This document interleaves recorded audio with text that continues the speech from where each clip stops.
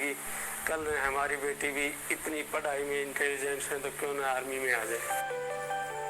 Written के लिए मैंने सेल्फ स्टडी करी थी, हर दूसरे दिन पेपर सॉल्व करा और उसे खुद ही चेक करके खुद ही एनालाइज किया। जो है इंटरव्यू, ये एक्चुअली में एक पर्सनालिटी टेस्ट है, तो इसमें सिर्फ मेरी पर्सनालिटी ही जज होने वाली है। तो मुझे किसी और की कही सुनी बातों पे या किसी और को देख कर कि ये ऐसे बिहेव करता है तो मुझे भी ऐसे करना चाहिए, ऐसा नहीं किया। अपनी ओरिजिनल पर्सनालिटी वहाँ पर शो करी, किसी को कॉपी करने की कोशिश नहीं करी।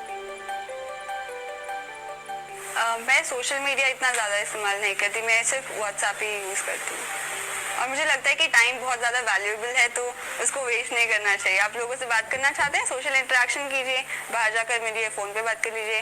टाइप करने में क्यों टाइम वेस्ट करना। मुझे ये तो कॉन्फिडेंस था कि सिलेक्ट हो जाऊंगी, पर रैंक 1 आएगी गर्ल्स में और ओवरऑल 10 आएगी, ये बिल्कुल नहीं सोचा था। उस वक्त मैं अपने मामा के घर थी और हम सारे बच्चे खेल रहे थे। तभी अचानक पापा का फ़ोन आता है और वो कहते हैं कि रिजल्ट आ गया है और चेक करो। जैसे ही मैंने चेक करने के लिए फ़ोन खोला, उनका दोबारा फ़ोन आता है और कहते हैं कि तुम्हारी ऑल इंडिया रैंक 10 आई है। ये खबर सुनते ही मुझे बहुत खुशी हुई कि बचपन से जो सपना देखा था आर्मी में जाने का, वो बिल्कुल सच होने वाला है। बहुत गर्व की बात है, मैं बहुत खुश हूँ इस बात से। उस टाइम मैं अपने मायके में थी और इस बहुत खुश हो रखी थी। मेरे भाई भाभी सब मेरे को खुशी से उठा रहे थे, इनको भी चूम रहे थे, मिठाइयाँ बांट रहे थे। बहुत खुश हो रखी थी मैं और मुझे प्राउड फील हो रखा था कि मैं बेटियों की माँ हूँ। ये मेरे लिए बहुत ही खुशी की बात है कि मेरी बेटी इसी सेकंड वाले भी आर्मी में जा रही है। और जब फर्स्ट बेटी आर्मी में गई थी तो तब से महसूस होने लगा था कि ये भी कुछ करेगी।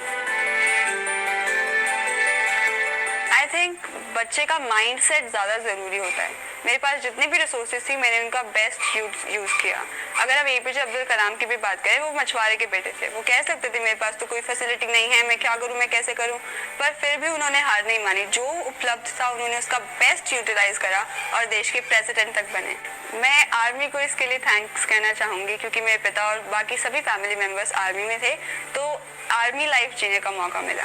और आर्मी में बहुत ज़्यादा जेंडर न्यूट्रलिटी है, इसीलिए गर्ल्स को बॉयज़ को सबको इक्वली ट्रीट किया जाता है और हमें भी पढ़ने का उतना ही मौका दिया गया जितना कि किसी और बॉय को दिया जाता। और मेरे फैमिली मेम्बर्स भी, मेरे पेरेंट्स भी इस बारे में काफ़ी लिबरल रहे, इसलिए इस बारे में मुझे कोई दिक्कत उठानी नहीं पड़ेगी। वो सब बहुत ही एक्साइटेड हैं और मैं भी बहुत ज़्यादा एक्साइटेड हूँ सभी एडवेंचर्स को फेस करने के लिए और जितने भी चैलेंजेस आएंगे उनको अच्छे से पार करने के लिए। मैं आमतौर पे 5-6 घंटा पढ़ती थी, पर जैसे ही पेपर की न्यूज़ सुनी तो सोचा इस बार पेपर को जाने नहीं देना है, तो 10-12 घंटे पढ़ना शुरू कर दिया। मेरा यही प्लान था कि मैं ग्रेजुएशन जब परस्यू कर रही हूँ तो मैं सिविल सर्विसेज और डिफेंस सर्विसेज की तैयारी करूँ, पर क्योंकि ग्रेजुएशन करने से पहले मुझे एक अपॉर्चुनिटी मिली है देश को सर्व करने की, आर्मी में जाने की, तो ग्रेजुएशन का वेट क्यों करना है, इसलिए मैंने यही अपॉर्चुनिटी को ग्रैब करना ज़्यादा सही समझा। स्पोर्ट्स में मैंने एथलेटिक्स में पार्ट लिया है क्लास 8 तक, जिसके बाद थोड़ा थोड़ा एकेडमिक्स और पब्लिक स्पीकिंग की तरफ इंटरेस्ट पड़ने लगा और स्पोर्ट्स कम होती गई। मैं सबसे ज़्यादा तो यही सोचती थी कि मैं बच्चों को टाइम दूँ पढ़ने का।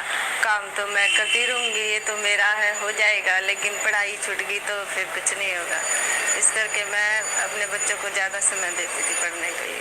हर माता पिता के पास एक एज लिमिट बच्चे की आती है, तो ये महसूस होता है कि अब आगे पढ़ाएं नहीं पढ़ाएं, क्या करें। अब ग्रेजुएशन होगा, उसके बाद 1-2 साल टेस्ट देंगे, एसएसबी ट्राई करेंगे, तब तक हर गांव का माहौल फिर साथ में ऐसा होता है, बेटी की एज ये हो गई है, क्यों नहीं शादी कर दें, ये कभी जाएं तो या आप लोग शादी क्यों नहीं कर रहे, बेटी इतने की हो गई है।